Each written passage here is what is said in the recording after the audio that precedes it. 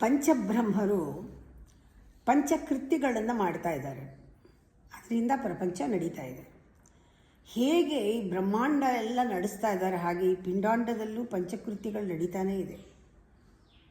ನಮಗೋಸ್ಕರ ಅವರು ನಿರಂತರವಾಗಿ ಕೆಲಸ ಮಾಡ್ತಿದ್ದಾರೆ. ಸೃಷ್ಟಿ, ಸ್ಥಿತಿ, ಲಯ, ತಿರೋಧಾನ, ಅನುಗ್ರಹ ಒಂದೊಂದು ಸೆಲ್ಲಲ್ಲೂ ನಡೀತಾ ಇದೆ. Each cell is complete by it self, ಪೂರ್ಣ ಅದು.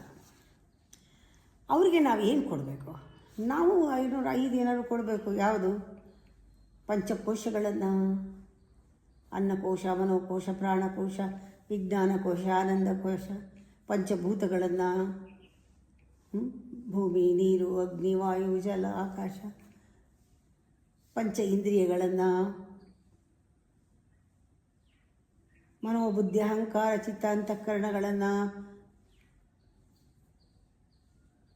ಪಂಚಪ್ರಾಣಗಳನ್ನು ಕೊಡಿ. ಹೇಗೆ ಕೊಡೋದು? ಏನಿಲ್ಲ, ನೀವು ಓಪನ್ ಆಗಿರಿ. ಪಂಚಬ್ರಹ್ಮರು ಕೆಲಸ ಮಾಡಲಿ. Be available, allow them to do. ಕೊಡಿ, ನಿಮ್ಮನ್ನು ರೆಸಿಪ್ರೊಕೇಟ್ ಮಾಡಿ, ಕನೆಕ್ಟ್ ಮಾಡಿ, ಬಿಟ್ಬಿಡಿ. ಮಾಡ್ತಾರೆ. ಬ್ಯೂಟಿಫುಲ್ಲಾಗಿ ರಚನೆ ಮಾಡ್ತಾರೆ. ನಿಮ್ಮ ಜೀವನನ ನಿಮ್ಮ ಮೂಲಕನೇ ಮಾಡ್ತಾರೆ. Yoga begins in you, it happens through you, it ends in you.